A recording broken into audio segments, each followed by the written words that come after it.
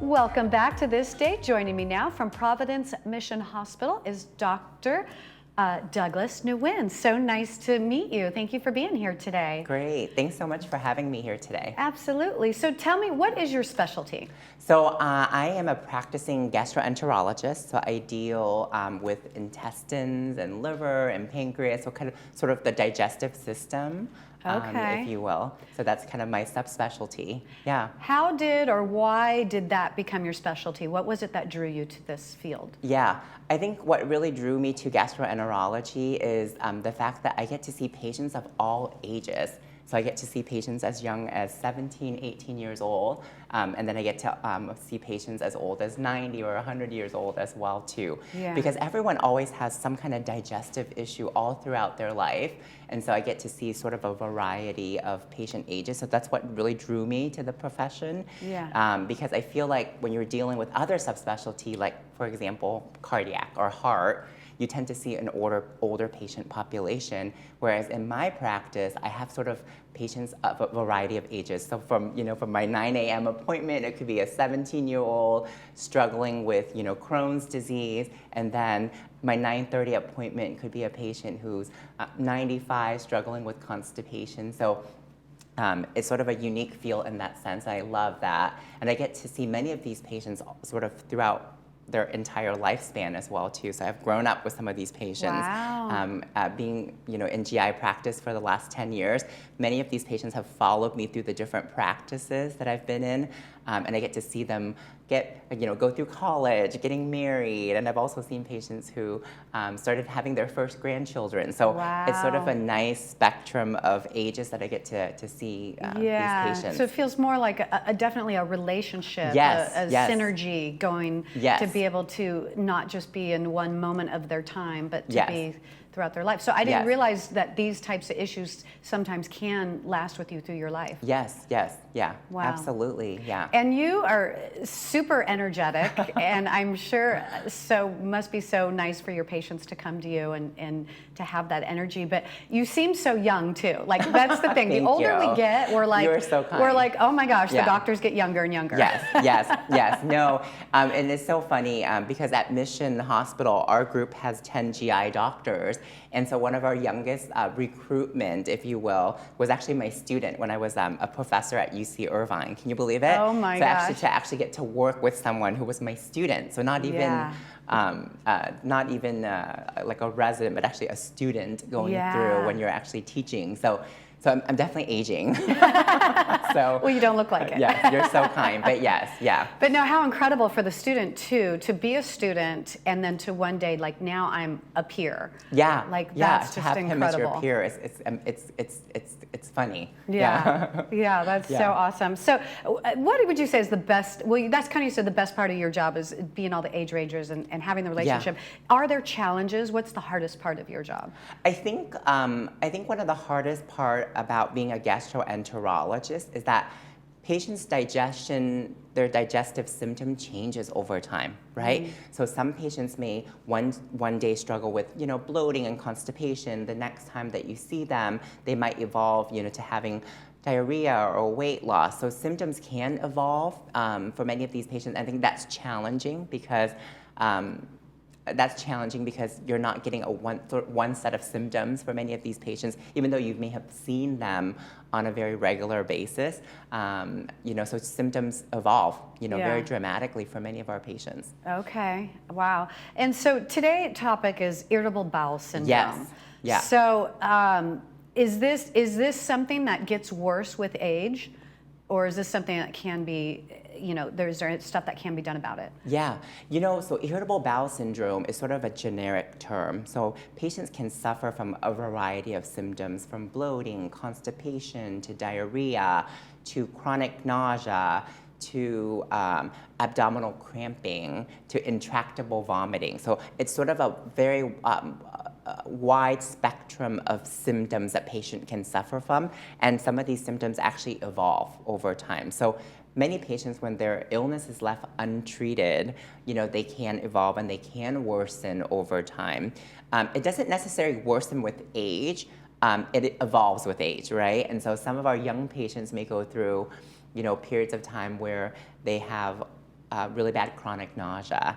And as they age, the nausea gets better, but then they have other types of symptoms. And so it's estimated, in the general population that 1 in 4, 1 in 5 patients actually suffer from irritable bowel syndrome. So it's extremely common. Okay. Yeah. But those who actually seek medical care, it's only 1 in 20. Okay. And so many patients just live with their symptoms until it actually gets really, it sort of impacts their overall quality of life, their ability to function, their ability to go to work, their ability to go on vacation, things like that is when they start seeking medical care. That's what I was wondering, if this is one of those things that it's like people just don't talk about it. People don't talk about it, yeah, because sometimes their symptoms can be minor, but like I said, if it's left untreated, for many of these patients, it can progress. Mm-hmm. And so so you kind of listed the symptoms of the common symptoms. Like, how do you know like that I need to go see a doctor? Like, I shouldn't just keep dealing with this. I shouldn't let Yeah, go. I think that the biggest part that I always tell my patients is if it starts to have an impact on your quality of life. So if you're adjusting your life around your symptom, don't do it, right? Okay. Come. We can definitely help you. So I've had patients who are like, man, I'm having really bad cramping and diarrhea, and so now I'm pushing back, my shopping trip or my outings with my friend because of some of these symptoms. So I think what the biggest thing is once you start having if you're modifying your life and your lifestyle around a particular set of symptoms, please seek medical care because we have so many different ways in which we can get you better. Okay. And the earlier that we get you to the right diagnosis, the earlier that we're seeing you and making those, and some of the interventions could be very simple. It could be dietary changes. It could be eating better. It could be simple short-term medication. All of those things, we can reverse some of your symptoms so that it doesn't impact your overall quality of life. So that's sort of my typical recommendations. Like when you start having symptom and you're modifying your life around the symptom, just stop, seek medical care because we can definitely get our patients better. Okay. What are the causes of irritable bowel syndrome? Many things. So a common thing is leaky gut, right? So we hear patients complain, come in asking about, hey, can you tell me a little bit about this leaky gut? And that's where, from a cellular level, that tight junction between the cells or the lining of the intestine is weakened, right? Okay. So that could be one possible way, and that could be because of foods or from prior infections or the medications that they're taking that can cause that leakiness in the gut.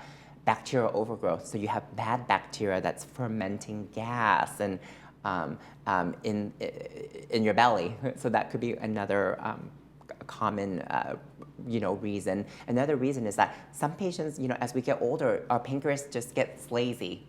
So it's sort of what we call pancreatic insufficiency, very common. It's estimated that about 40% of patients over the age of 60 will have pancreatic insufficiency. Again, really simple. We put you on digestive enzyme, getting that pancreas to work a little bit better. So many different etiologies that can contribute, to that. Bacterial infection is another one. Parasites could be a trigger. People travel all the time. And so it's easy to catch a parasite. So many of those things can contribute to the development of irritable bowel syndrome. What kind of tests are done to figure this out? Like, how do you know it's the pancreas? Yes. So when a patient comes in to see us, it's really important because it's really important for us to gather the patient's history. So knowing, hey, what are some of the symptoms that sort of that the patient's afflicted by? Is it bloating? Is it diarrhea? Is it constipation? So based on the set of symptoms that the patient is complaining of, then that sort of helps guide our workup. So some of the testing could be really simple, like doing endoscopies and colonoscopies to really figure out, is there microscopic inflammation? Are there ulcerations that are contributing to the symptom? Some of them could be stool testing, looking for pancreatic dysfunction.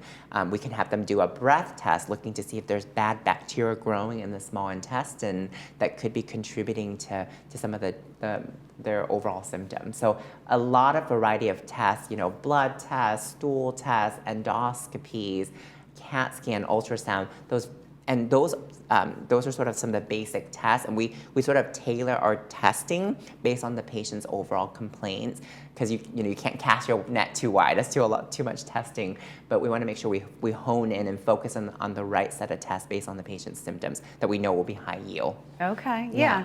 Well, I mean, and you're listing all these tests, and thinking, like my husband is like, I don't want to, once you go to the doctor, then it leads to like 10 other doctor appointments, right? Yes, so exactly. That's the fear, is like, oh my gosh, wait, it takes that much to figure it Yes. out. But I'm assuming that, like you said, with depending on their symptoms, they're not Yes. going to need all those tests. Yes, exactly. It's gonna be very focused and very tailored, because we want to make sure we pick the test that's going to be the highest yield, right? To give us like the sort of the best answer.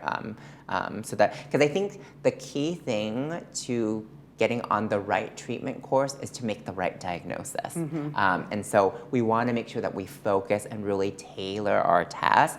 And sometimes it's very simple. I have a patient who came in yesterday, actually from the community, from the Laguna Woods community, and one of her complaint was actually really bad bloating. So we did a very simple test looking for stool trapping, just a simple x-ray that she got done 10 minutes after our visit, and immediately we called her right away and they said, hey, this is what we learned from your x-ray and this is what we need to do moving forward. So it could be one very simple test that can give us so many, the right answer so that we can forge forward with the right treatment plan. Yeah. So you're not gonna have not everyone will go through 10 or 15 different tests to come up with the right diagnosis. Right. And so is there things that people can do to help prevent it? Like, especially throughout your life? Absolutely. We recommend, we believe that, certain diets can really help. We focus a lot on things like Mediterranean diets, right? That can really help enhance overall health of the gut as well too. And then again, it's also dependent on the patient's overall symptoms and sort of risk profile, because I have patients who come in and they say, yes, my mom or my dad had these set of symptoms, or my grandchild has, gluten allergy, some of those things. So we want to make sure we can individualize the treatment plan. So you're right, in our practice, we don't just put out fires or treating symptoms as they come up, but we also believe in prevention as a key sort of role, to prevent the onset of some of these symptoms as well, particularly if you have, various risk factors, right? So even things like patients who've undergone chemotherapy, that might disrupt their gut in a certain way. We want to see you because we want to make sure we can prevent some of the complications related to chemo through, dietary planning and sort of prevention as well. So there's definitely a huge role in prevention, particularly if you're vulnerable for some of these symptoms. Okay, great. Well, thank you so much for being here today and educating us about this. It's always better, it's more peaceful and better to just know that there is help out there. Yes, and absolutely. Then for me, it definitely makes me go, well, then I want to go get that help. I don't want to just live with it. Yes, and you don't have to live with it. That's the key. We're available, we're here. And it's not just, focusing on getting your symptoms, controlling the symptoms as they come up, but also really prevention and how we can sort of make our gut healthier long term as well. Absolutely. Yes. Well, thank you. Great. Stay with us because we'll have Sports Corner with Cole Young coming up right after this.